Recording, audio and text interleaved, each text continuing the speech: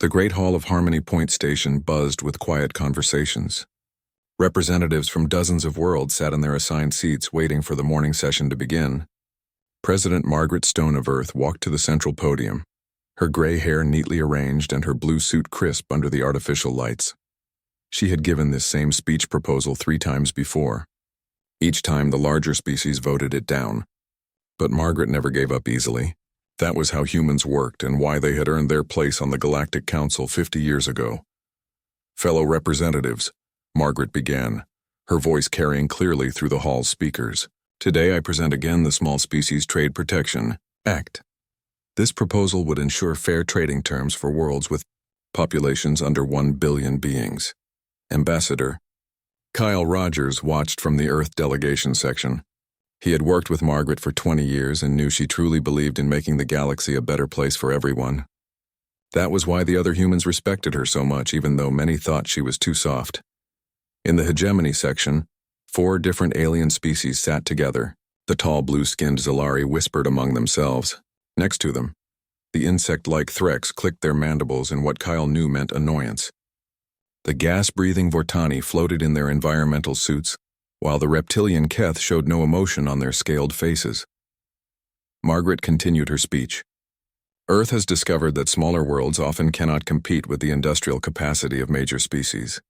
This creates an unfair system, where the strong become stronger while the weak fall behind. Admiral Jake Morrison stood in the observation deck above the main floor.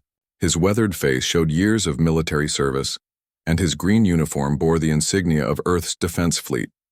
Jake did not like politics, but he came to every major session to protect Margaret.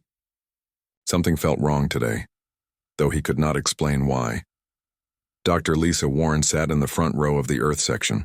She had advised Margaret for 15 years and helped write most of Earth's peaceful proposals. Lisa believed strongly that humans could change their reputation from warriors to diplomats. She watched Margaret speak and felt proud of how far they had come. The benefits would be significant, Margaret explained. Stronger trade relationships create stability. Stability prevents conflicts. This serves everyone's interests, including the major powers represented here today. The hegemony delegates exchanged looks. Kyle noticed their body language and felt uneasy. The 4 species had formed their alliance 10 years ago, claiming they wanted to maintain galactic order. In reality, they wanted to control smaller worlds and keep humans from gaining more influence. Margaret reached the end of her speech. I ask you all to consider not just the economic benefits but the moral imperative. We who have much should help those who have little. This is the path to lasting peace. Scattered applause filled the hall. Most smaller species clapped enthusiastically, while the major powers remained silent. Margaret smiled and began walking back to her seat. The ceremony portion came next. Today marked the 50th anniversary of the first peace treaty signed on Harmony Point. Margaret had been chosen to light the ceremonial flame, an honor given to the species that had contributed most to galactic peace that year. Kyle felt a chill run down his spine. The ceremonial platform stood in the center of the hall, surrounded by delegates from all sides. Margaret walked toward it, her steps confident and steady. Admiral Morrison spoke quietly into his communicator. Security team, full scan of the ceremonial area. His voice carried an urgency that made his team respond immediately. Admiral, we show no weapon signatures, came the reply. All security protocols are active. Margaret reached the platform and picked up the ceremonial torch. The flame represented hope and cooperation between all species. She had participated in this ceremony many times before, but today felt special. The small species needed hope and Earth would provide it. The energy beam came from somewhere in the upper levels. It moved faster than anyone could react, striking Margaret in the chest with deadly precision. She collapsed instantly, the torch falling from her hand and clattering on the platform floor. Chaos erupted in the hall. Delegates screamed and dove for cover while security teams rushed toward the platform. Kyle jumped over chairs to reach Margaret, his heart pounding with terror and rage. Admiral Morrison was already running toward the main floor, shouting orders to his team. Lock down the station. No one leaves. I want every section searched immediately. Dr. Lisa Warren knelt beside Margaret's body, checking for any sign of life. Her hand shook as she felt for a pulse that was not there. Tears streamed down her face as she looked up at Kyle and shook her head. The hegemony delegates sat in their section, showing what appeared to be shock and concern. But Kyle noticed something odd. The Zalari ambassador had a small device in his hand that he quickly put away. Their reactions seemed too controlled, too prepared. Station security arrived and began securing the area. The weapon signature showed it came from the Zalari section of the upper levels, but no weapon was found. The security chief, a nervous Alteran named Vex, declared it must have been a lone assassin who escaped. Admiral Morrison did not believe that explanation for a second. He gathered his team in a secure room and began reviewing all communication logs from the past week. What he found made his blood run cold. Encrypted messages had passed between all 4 hegemony species in the days before the ceremony. The messages were too complex to decode quickly, but their timing was suspicious. More importantly, long-range sensors showed hegemony military ships positioned throughout the sector, supposedly for routine exercises. Kyle contacted Earth immediately with the terrible news. Vice President Carol Hayes would need to take command, and the planet would want answers.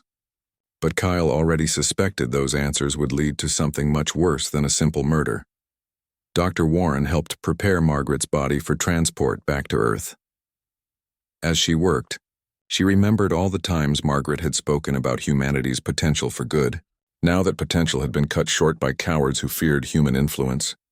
Admiral Morrison finished his preliminary investigation and called his senior staff together.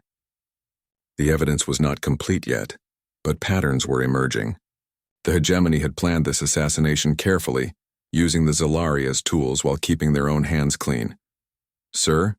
asked Captain Nina Brooks, his most trusted officer. "What are your orders?" Jake looked out the observation window at the stars beyond Harmony Point. Somewhere out there, the people responsible for Margaret's death thought they had won. They thought killing one human leader would make Earth retreat from galactic affairs. "Send a message to Earth Command," Jake said quietly. "Tell them to activate Protocol 7. It is time the galaxy remembered what happens when you kill our people." The other officers exchanged glances. Protocol 7 had never been used before. Most people thought it was just a theoretical response plan, but Jake knew better. Humanity had been preparing for this day since they first joined the Galactic Council. The hegemony had made the biggest mistake in galactic history. They just did not know it yet. Earth's capital city buzzed with activity as news of President Stone's death spread across the planet. Vice President Carol Hayes stood in the secure briefing room deep beneath the government complex, surrounded by military leaders she had never seen before. The weight of leadership felt heavy on her shoulders. "Ma'am," said General Alex Turner, a stern man with gray hair and cold eyes, "I need to brief you on assets you were not aware of during your time as Vice President. What I'm about to show you will change everything you think you know about Earth's capabilities." Carol nodded, though her hands trembled slightly. She had served as Vice President for 6 years, but clearly there were secrets kept even from her. The wall screens activated, showing star charts with thousands of red dots scattered across the galaxy. "Each red dot represents a human operative or asset," General Turner explained. "We have been placing people and equipment throughout hegemony space for the past 30 years. They think they know where all our people are, but they only see the ones we want them to see." Admiral Morrison entered the room, his uniform showing the strain of the past 18 hours. He had traveled directly from Harmony Point, with evidence that confirmed their worst suspicions. His face was grim as he placed a datapad on the conference table. "The assassination was planned by all 4 hegemony species," Jake reported. "We have intercepted communications proving their coordination. They believed killing President Stone would make us withdraw from galactic politics." Dr. Richard Kane stepped forward from the shadows. Carol had never met him before, though his name appeared on classified budget reports. He was responsible for weapons development projects that officially did not exist. "Ma'am, we have technologies that the galaxy has never seen," Dr. Kane said quietly. "President Stone insisted we keep them secret, hoping diplomacy would be enough. But she also authorized their development in case this day came." The screens changed to show massive shipyards hidden in the outer solar system. Hundreds of sleek black warships hung in space like deadly shadows. Carol gasped as she realized the scale of what had been hidden from public knowledge. "The Ghost Fleet," General Turner said with pride. "Invisible to most sensors. Faster than anything the hegemony has and armed with weapons they cannot even imagine." We have been building this force for 25 years. Commander Sam Parker appeared on a secure communication channel from deep space. His face was hard and his eyes showed the dangerous focus of a man trained for war. Behind him, Carol could see the bridge of what looked like a Zalari merchant vessel. General Turner, Operation Sleeper is active, Sam reported. I have assumed command of hegemony communication networks in Sector 7. Their military does not know we are listening to everything they say. Carol felt overwhelmed by the revelations. Earth had been preparing for galactic war while she attended diplomatic functions and gave speeches about peace. Part of her felt betrayed, but another part felt grateful that someone had been planning for this possibility.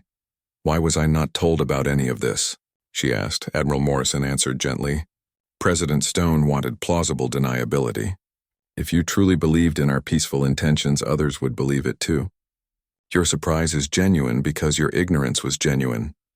Dr. Lisa Warren entered the briefing room, her eyes red from crying but her voice steady. She had worked closely with Margaret for years and knew more about the secret preparations than almost anyone else. Margaret hoped we would never need these weapons, Lisa explained. She authorized them because she understood that sometimes peace requires the threat of overwhelming force. She wanted the galaxy to see our better nature, but she was not naive about our enemies. The screen showed new information as reports came in from across the galaxy. Human agents were activating after years of dormancy. Weapons caches hidden on remote planets were being opened. Ships that had posed as civilian transports were revealing their true military nature. Captain Nina Brooks contacted them from the Outer Rim, where she commanded the 1st Ghost Fleet Squadron. Her voice was calm despite the magnitude of what was beginning. Admiral Morrison, we are ready to commence operations, she reported. The hegemony has no idea what is coming for them. General Turner pulled up tactical displays showing hegemony military positions. Red arrows began appearing, indicating planned human strikes. The scope of the operation was breathtaking in its complexity and devastating in its potential. They have 400 major military installations, Turner explained. We will hit all of them simultaneously. Their fleet strength is approximately 12,000 vessels. Our intelligence suggests we can destroy or capture 70% of them in the first wave. Carol stared at the displays, trying to process the numbers. How long have you been planning this? Since the day we joined the Galactic Council, Turner replied. President Stone's predecessor authorized the initial planning. Every president since then has expanded and refined it. Margaret hoped we would never use it, but she made sure we could if necessary. Commander Parker's voice came through the communication system again. Ma'am, I am intercepting hegemony fleet movements. They are positioning forces near Earth, probably planning to intimidate us with a show of strength. Admiral Morrison smiled coldly. Let them come. It will save us the trouble of hunting them down. Dr. Kane activated another set of displays, showing weapons that seemed impossible, ships capable of destroying planets, devices that could disable entire fleets instantly, technologies that bent the laws of physics in ways the galaxy had never seen. The hegemony believes they are technologically superior, Dr. Kane explained. They are about to learn otherwise. We have been holding back for 50 years, letting them think they understood human capabilities. Lieutenant Colonel Ryan Foster appeared on another communication channel. He was aboard a stealth transport heading toward hegemony space with a team of specialists. His mission was to capture the leaders responsible for Margaret's assassination. President Hayes, Ryan said formally, my team is 12 hours from target.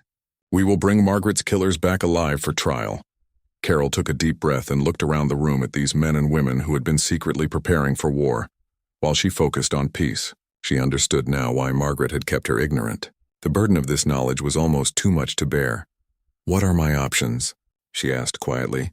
General Turner's expression was grim. We can try diplomacy, but the hegemony will see Margaret's death as proof that humans can be killed with impunity. Or we can show them why that assumption is wrong. Admiral Morrison added, Ma'am, they started this war when they murdered our president. The only question is whether we finish it quickly or let them drag it out. Carol thought about Margaret's dream of a peaceful galaxy where all species work together. That dream had died with her on Harmony Point Station. Now Carol had to decide whether to honor Margaret's memory through forgiveness or through justice. How many casualties? She asked. On our side, minimal, Turner replied. On theirs, it depends on how quickly they surrender. Carol looked at the star chart showing human assets scattered across the galaxy. Margaret had given them the tools to reshape galactic politics through overwhelming force.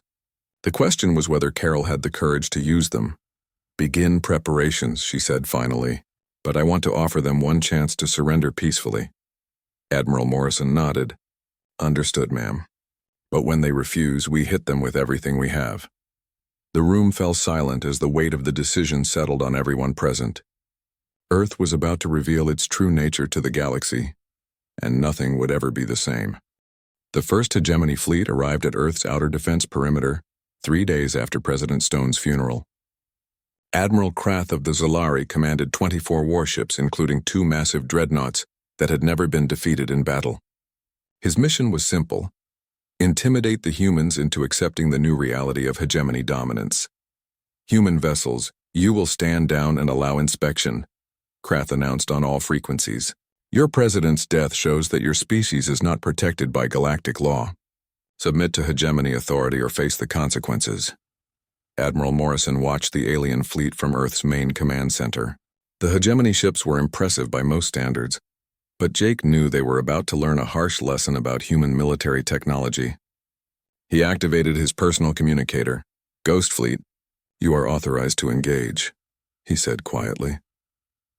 Captain Nina Brooks received the order aboard the stealth ship Vengeance, hidden just beyond the alien fleet's sensor range. Her crew of 40 specialists had trained for this moment their entire careers. The ship's cloaking system was so advanced that they could fire weapons while remaining completely invisible. "Target the flagship first," Nina ordered.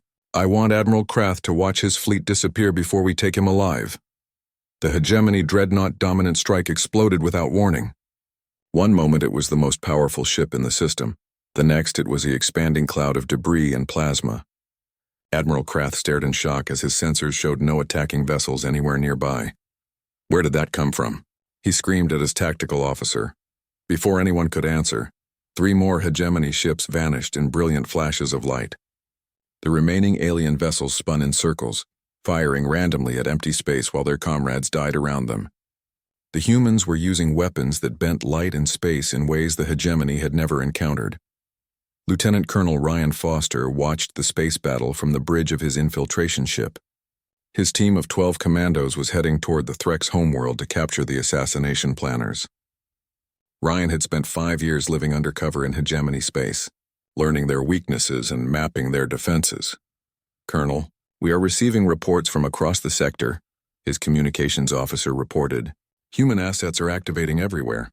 The hegemony is losing installations faster than they can count them." Ryan smiled grimly. The galaxy was finally seeing what humans could do when they stopped pretending to be peaceful.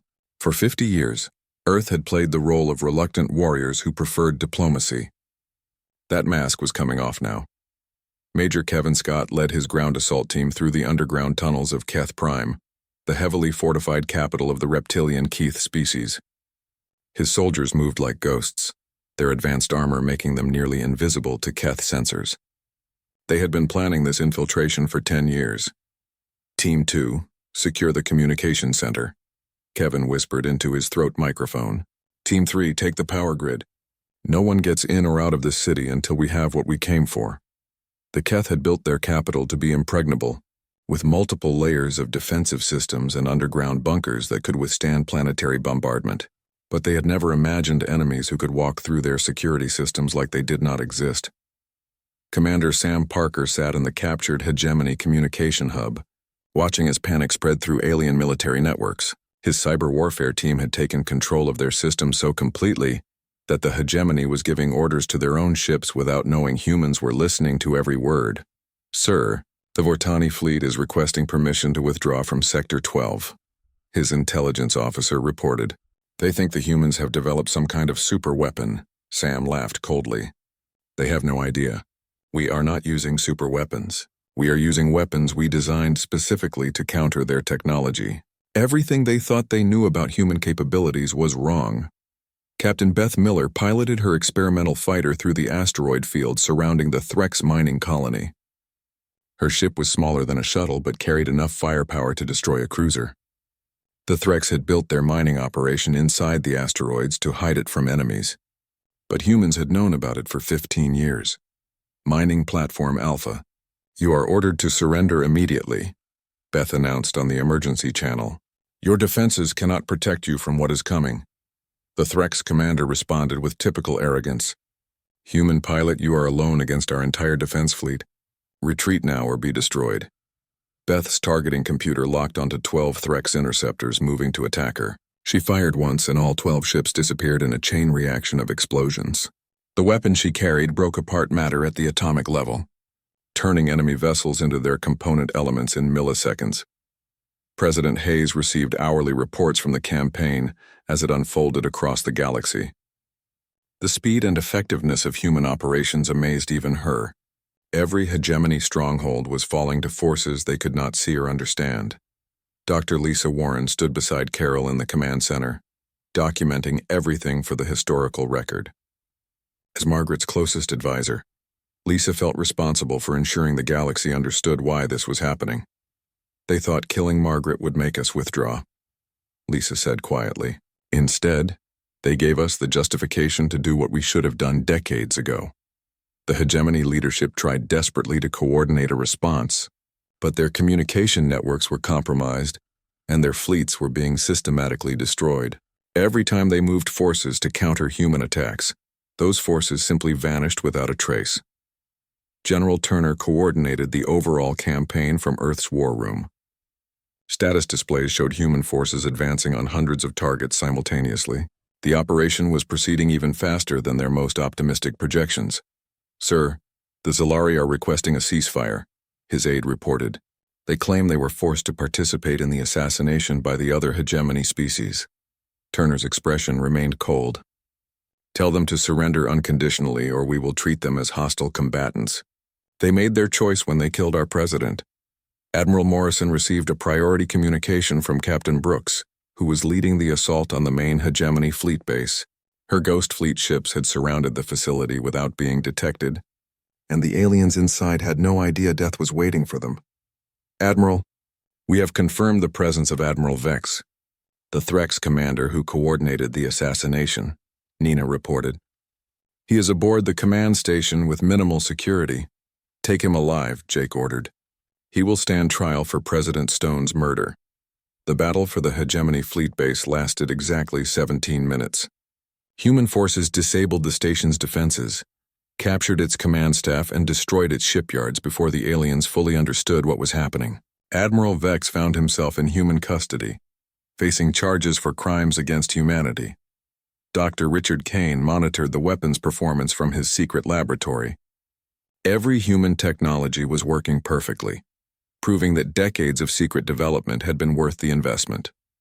The galaxy was learning that peaceful humans were far more dangerous than warlike ones.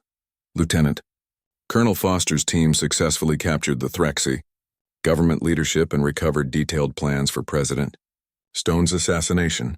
The evidence showed that all 4 hegemony species had participated in planning the murder, with each contributing different resources and expertise. Major Scott's ground forces seized control of 3 Keth military academies, capturing hundreds of officers and thousands of classified documents. The Keth had been planning to expand their attacks on human interests throughout the galaxy, using the assassination as a starting point for broader aggression. As the first week of operations concluded, the hegemony had lost 60% of their military assets, and most of their leadership was either dead or captured. The surviving alien forces were scattered and demoralized, unable to mount any effective resistance. President Hayes addressed the Galactic Council via emergency transmission, with the captured hegemony leaders visible in the background. Her message was simple and direct. The assassination of President Stone was an act of war against humanity, she announced. We have responded proportionally. Any species that threatens human leadership will face the same consequences. The galaxy now knows what happens when you mistake our diplomacy for weakness. The other council species watched in stunned silence as the most powerful military alliance in the galaxy collapsed in a single week. Earth had revealed capabilities that made every previous galactic conflict look like a minor skirmish. The hunt was just beginning. The trial of the assassination conspirators began 2 weeks after President Stone's death. The captured hegemony leaders sat in reinforced cells aboard the human prison ship Justice, orbiting Earth's moon. Admiral Vex of the Threx, General Corax of the Keth, Ambassador Thiel of the Zalari, and Minister Goss of the Vortani faced charges of murder, conspiracy, and crimes against sentient life. President Hayes presided over the proceedings personally, determined that the galaxy would see justice served. The evidence was overwhelming. Intercepted communications, financial records, and weapons analysis all pointed to a carefully coordinated assassination plot involving all four hegemony species. The defendants planned President Stone's murder for 18 months. Prosecutor Colonel Janet Morris announced to the galactic media covering the trial. They believed that killing our leader would intimidate humanity into withdrawing from galactic politics. Instead, they have learned what happens when you threaten the human species. Admiral Morrison stood on the bridge of the flagship Retribution, leading the largest human fleet ever assembled. 300 Ghost Fleet vessels surrounded the hegemony home systems, while thousands of smaller ships hunted down the remaining alien forces. The sight was terrifying to anyone who had believed humans were a peaceful species. "Sir, the Vortani homeworld is requesting permission to surrender," reported Captain Brooks from her position near the gas giant, where the floating cities housed billions of Vortani civilians. "Their government is willing to accept any terms we offer." Jake considered the request carefully. The Vortani had been the weakest member of the Hegemony Alliance, but they had still participated in murdering President Stone. Mercy was a luxury humans could not afford right now. "Tell them to dismantle their military completely," he ordered. "Every warship, every weapons platform, every military academy. If they comply within 72 hours, we will accept their surrender. If not, we will dismantle their civilization for them." Commander Sam Parker coordinated psychological warfare operations from his mobile command center. Human broadcasts were reaching every corner of former hegemony space, showing footage of President Stone's final speech alongside images of devastated alien military bases.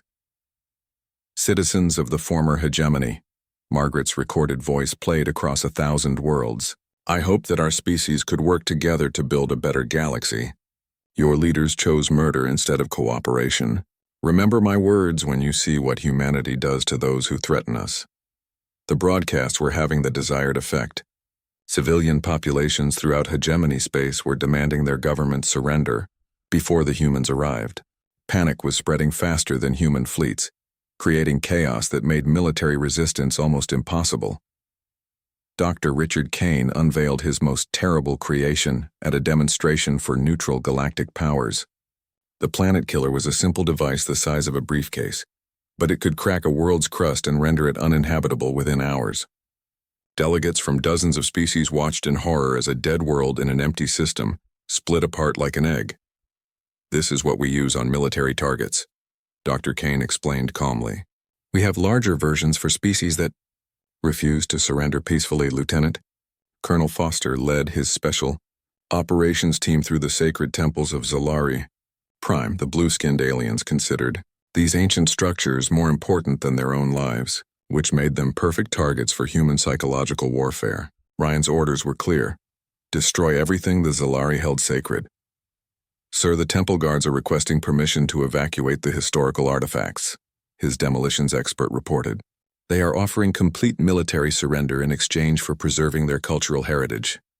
Ryan thought about President Stone, lying dead on Harmony Point Station, while the Zalari ambassador watched with satisfaction. Cultural heritage was a luxury for species that did not murder human leaders. "Blow it all," he ordered. "They should have thought about their precious temples before they killed our president." Major Kevin Scott's ground forces had surrounded the Keth Military Command Center on their homeworld. The reptilian species had built their headquarters inside an active volcano, believing the extreme environment would protect them from any attack. They had not counted on human engineering capabilities. "Thermal shielding is holding steady," Kevin reported to his team as they descended through molten rock toward the hidden base. "Remember, we want the command staff alive. They have information about other planned attacks on human interests." The Keth defenders fought bravely but hopelessly against human soldiers whose armor made them nearly invulnerable to alien weapons. Within 6 hours, the most secure military facility in Keth space was under human control, its commanders awaiting transport to Earth for interrogation.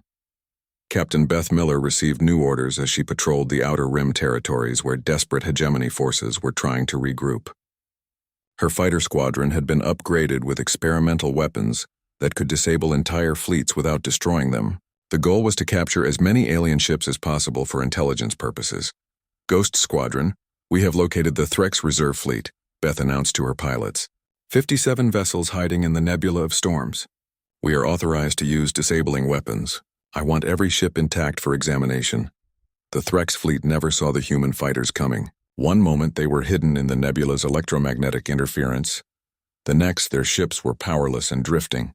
Beth's squadron had weapons that could shut down alien technology while leaving the vessels themselves undamaged. President Hayes watched the campaign's progress from Earth's command center, struggling with the moral implications of what humanity was unleashing. The galaxy was learning to fear humans in ways that even she found disturbing. But Margaret's death demanded justice, and weakness would only invite more attacks. "Ma'am, we are receiving surrender requests from 47 different worlds," General Turner reported.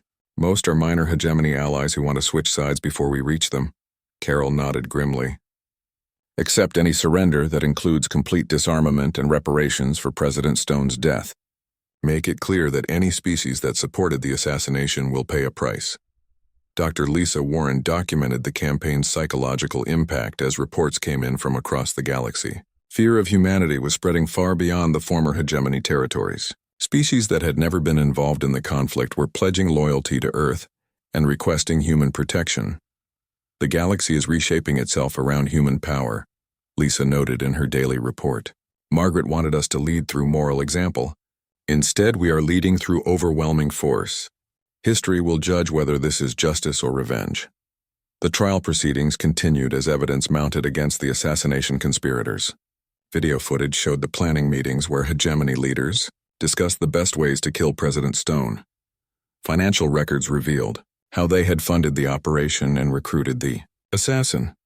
"Your leaders believed that humans were weak because we preferred diplomacy." President Hayes addressed the defendants directly.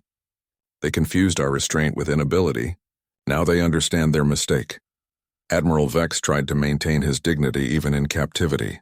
"You humans claim to value justice, but you wage war like barbarians. You have destroyed our civilization for the death of one person." Carol's expression remained cold. President Stone was not just one person. She represented the hope for peace that your alliance murdered. You wanted to see what humans do when pushed too far. Consider this lesson learned. Commander Parker intercepted desperate communications from the remaining hegemony forces as they tried to coordinate a final defensive stand. Their military leaders were planning to make a last stand at the Nexus Station, a massive fortress that controlled several major hyperspace routes. "Sir, they are calling for reinforcements from every surviving hegemony unit," Sam reported. "Estimated enemy strength at the Nexus is 300 vessels, including their most advanced warships." Admiral Morrison smiled coldly. "Perfect. Let them gather in one place. It will save us the trouble of hunting them down individually." The final battle of the campaign was about to begin. Human forces converged on the Nexus Station from 6 different directions, outnumbering the alien defenders by more than 10 to 1. But numbers were not the decisive factor. Human technology was so far advanced that the outcome was never in doubt. Dr. Kane activated the most powerful weapon in the human arsenal, a device that could shut down hyperspace travel throughout an entire star system. The hegemony forces found themselves trapped at the Nexus with no possibility of escape or reinforcement. "This is Admiral Morrison of the human fleet," Jake announced on all frequencies. "You are surrounded and outnumbered. Surrender immediately or face complete annihilation. You have 60 seconds to decide." The hegemony commanders chose to fight. It was the last mistake they would ever make. When the battle ended 3 hours later, the hegemony as a military force had ceased to exist. Their remaining ships were either destroyed or captured, their commanders were dead or prisoners, and their territories were under human occupation. The galaxy had learned what happened when someone murdered a human leader. The lesson would not be forgotten. For 6 months after President Stone's assassination, the galaxy looked very different. The former hegemony territories were now under human administration, their military forces disbanded, and their leaders serving prison sentences on Earth. The speed and completeness of Humanity's victory had shocked every species in known space. President Hayes stood before the rebuilt Galactic Council on Harmony Point Station, the same place where Margaret had died. The hall had been expanded to accommodate new members, as dozens of smaller species had requested human protection and council membership. The balance of power had shifted permanently. Today we establish new galactic laws regarding the assassination of diplomatic leaders, Carol announced to the assembled delegates. Any attack on council members will be considered an act of war against all member species. The response will be swift and overwhelming. Admiral Morrison watched from the observation deck, his uniform now bearing additional insignia, marking him as Supreme Commander of Galactic Peacekeeping Forces. The title was new, created specifically to formalize humanity's role as the galaxy's enforcers. Jake felt the weight of responsibility, but also satisfaction that Margaret's death had meaning. The trial of the assassination conspirators had concluded the previous month. Admiral Vex and General Corax were executed for crimes against sentient life. Ambassador Teal and Minister Goss received life sentences in human prison facilities. The galaxy had watched every moment of the proceedings, learning that humans took justice very seriously. Dr. Lisa Warren completed her historical documentation of the campaign, creating a comprehensive record of how humanity had reshaped galactic politics in 6 months. Her report would become required reading at diplomatic academies throughout known space, a reminder of what happened when peaceful species were pushed too far. Margaret wanted to lead through moral example, Lisa wrote in her final analysis. Instead, her death led us to demonstrate leadership through superior firepower. The galaxy is more peaceful now, but only because everyone fears the consequences of disturbing that peace. Commander Sam Parker supervised the installation of human monitoring stations throughout former hegemony space. These facilities would ensure that no military buildup could occur without Earth's knowledge. The galaxy was learning to live under constant human surveillance, a reality that most species found preferable to chaos. Sir, we have detected weapons research on 3 different worlds, Sam reported to General Turner during their weekly briefing. All 3 claim their programs are purely defensive in nature. Turner's response was swift and decisive. Send inspection teams immediately. Any weapons research not approved by Earth Command will be shut down permanently. Make sure the galaxy understands that we define what constitutes defensive armament. Lieutenant Colonel Foster established the Galactic Intelligence Service, a human-led organization responsible for preventing future threats to galactic stability. His agents operated on every major world, watching for signs of conspiracy or rebellion against the new order. The key to maintaining peace is making sure potential troublemakers know we are watching, Ryan explained to his recruits during training. Fear of human retaliation is more effective than any weapons system. Major Kevin Scott founded the Galactic Military Academy on Luna, Earth's moon. Students from every species learned human military doctrine and tactics, ensuring that future conflicts would be fought according to human rules. The Academy's motto was simple: peace through superior firepower. You are here to learn how to maintain order, Kevin told each new class of cadets. Remember that we do not start wars, but we always finish them. The galaxy depends on your commitment to human values. Captain Nina Brooks commanded the expanded Ghost Fleet, now numbering over 1,000 vessels stationed throughout the galaxy. Her ships remained invisible to most sensors, a constant reminder that human forces could appear anywhere at any time. The psychological effect was exactly what Earth intended. Ma'am, the Rigelian Confederation is requesting permission to upgrade their defense platforms, her communications officer reported. They claim increased pirate activity in their sector. Nina reviewed the request carefully. The Rigelians had remained neutral during the conflict and posed no threat to human interests. But approval would send a message that Earth controlled military technology throughout the galaxy. Approved, but with human oversight, she decided. Send a technical team to ensure their upgrades meet our standards. We do not want any species developing weapons that could threaten Earth or our allies. Captain Beth Miller's fighter squadrons patrolled the Outer Rim territories, ensuring that the former hegemony worlds remained peaceful under human occupation. Her pilots had become legends throughout the galaxy, their experimental fighters capable of defeating entire fleets without suffering casualties. Ghost Leader, we have detected unauthorized military activity on Keth Prime, her wingman reported. Thermal signatures suggest hidden weapons production in the southern continent. Beth's response was immediate. All squadrons converge on target coordinates. Rules of engagement are weapons-free. Destroy any military installation not authorized by Earth Command. The unauthorized weapons facility was reduced to molten slag within minutes. Its destruction broadcast across the planet as a reminder of human vigilance. The Keith population received the message clearly. Resistance was futile and costly. Dr. Richard Kane continued developing new weapon systems, though most were never used. The mere knowledge that humans possessed planet-killing technology was enough to deter potential aggressors. His laboratory had become the most feared facility in the galaxy. "Sir, the Centauri Republic is requesting information about our defensive capabilities," his assistant reported. "They claim it is for a research project on galactic military balance." Kane laughed coldly. "Tell them that human defensive capabilities are classified at the highest levels. If they want to know what we can do, they can ask the former hegemony species." President Hayes established the Margaret Stone Foundation, dedicated to promoting peaceful resolution of galactic conflicts. The foundation operated schools and hospitals throughout the galaxy, showing humanity's commitment to rebuilding what war had destroyed. Margaret believed in the potential for cooperation between species, Carol explained during the Foundation's inaugural ceremony. "We honor her memory by helping those who choose peace over conflict." But everyone understood the unspoken message. Humanity would help those who cooperated and destroy those who threatened galactic stability. The Foundation was as much a tool of human influence as the Ghost Fleet. The Galactic Council approved the human doctrine by unanimous vote, formally recognizing Earth's role as the galaxy's primary peacekeeping force. The doctrine established human authority over all major military decisions and required council approval.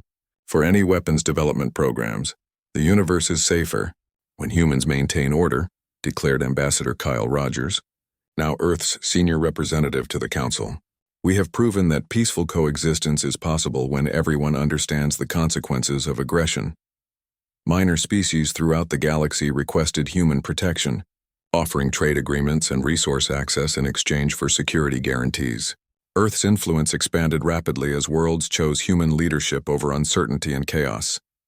General Turner coordinated the establishment of human bases on 300 worlds, creating a network of facilities that could respond to threats anywhere in the galaxy within hours. The bases were staffed by volunteers from dozens of species, all trained in human military doctrine. "Sir, construction of the forward bases is ahead of schedule," his aide reported. "Most local populations are cooperating fully with our engineers." Turner nodded with satisfaction. "Good. Make sure each base is capable of independent operations for at least 6 months. We want the galaxy to know that human protection is reliable and permanent." Admiral Morrison prepared for retirement, confident that the military structure he had helped create would maintain galactic peace for generations. His final report summarized the campaign's achievements and established protocols for future conflicts. The assassination of President Stone taught the galaxy that humans value justice above all else. Jake wrote, "We responded with overwhelming force not out of anger, but to ensure that such crimes never happen again. Peace is maintained through strength, and humanity possesses that strength in abundance." The memorial service for President Stone took place on the first anniversary of her death. Representatives from every galactic species attended, paying respects to the woman whose murder had changed the balance of power forever. Her grave became a pilgrimage site for those who believed in peaceful cooperation. Dr. Warren delivered the memorial address, reflecting on how Margaret's dream of galactic cooperation had been achieved through methods she would have never chosen. The irony was not lost on anyone present. Margaret Stone wanted to lead through moral example, Lisa concluded. Her death gave us the justification to lead through superior firepower. The galaxy is more peaceful now, but only because everyone fears the consequences of disturbing that peace. President Hayes placed flowers on Margaret's grave, a simple bouquet of earth roses that symbolized humanity's commitment to beauty and